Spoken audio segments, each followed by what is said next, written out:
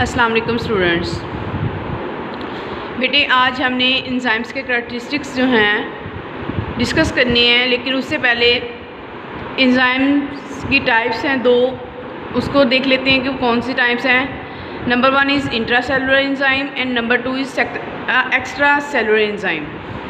Intra mean inside, it means enzyme which work inside the cell are known as the intracellular enzymes, like glycosidase, which is required during the process of glycolysis or respiration, and enzyme which work outside the cell are known as the extracellular enzyme, like pepsin, which work in stomach for digestion of the food. उसके बाद बेटे enzymes के characteristics हैं। German physiologist William Kuhne ने use the term enzyme and suggested that they have globular protein.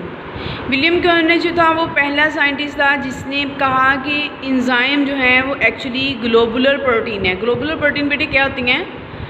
जैसे पहले telephone चलते थे घरों के अंदर, तो उनकी वायर होती थी जो कि लिपटी हुई होती थी, स्प्रिंग नुमा होती थी। अगर उस वायर को इकट्ठा कर लिया जाए, उस स्प्रिंग नुमा जो टेलीफोन की जो तार है उसको इकट्ठा कर लिया जाए, जो स्ट्रक्चर हमारे पास सामने आएगा बॉल लाइक स्ट्रक्चर, हम उसको बोलेंगे वो ग्लोबुलर स्ट्रक्चर है। तो ग्लोबुलर प्रोटीन भी इसी फॉर्म में प्रेजेंट है और enzymes are actually globular protein. अब एंजाइम का अगर हम पहला कैरेक्टरिस्टिक्स देखते हैं तो वो क्या है? All enzymes are protein in nature and made up by the amino acids। तमाम एंजाइम प्रोटीन्स हैं और प्रोटीन्स जैसे अमीनो एसिड से मिलकर बनती हैं, similarly enzymes are also made up by the amino acid. Second, chemical reaction catalysed by the enzyme is million time faster than the other.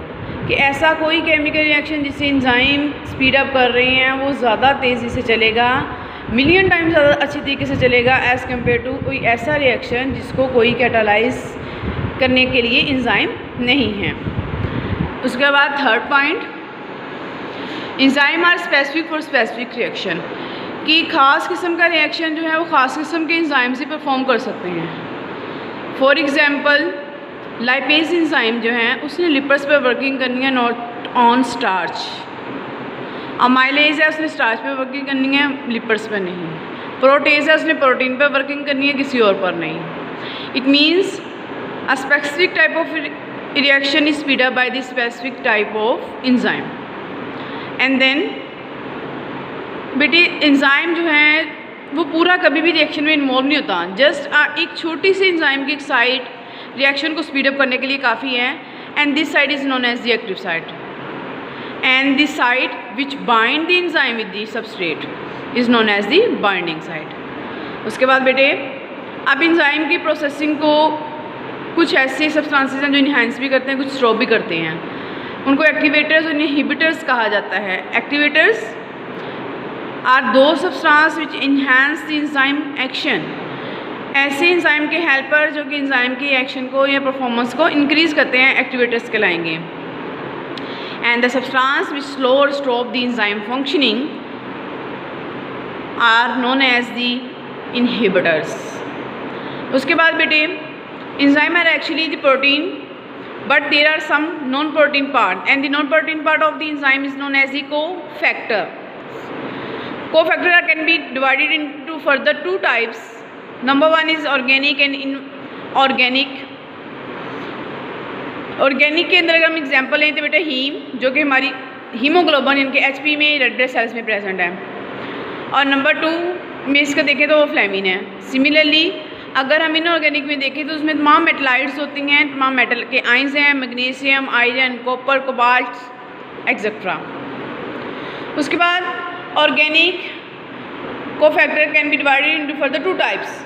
Number 1 is prosthetic group and number 2 is coenzyme. अगर organic cofactor enzyme के साथ tightly bind है तो हम उसको बोलेंगे वो prosthetic group है।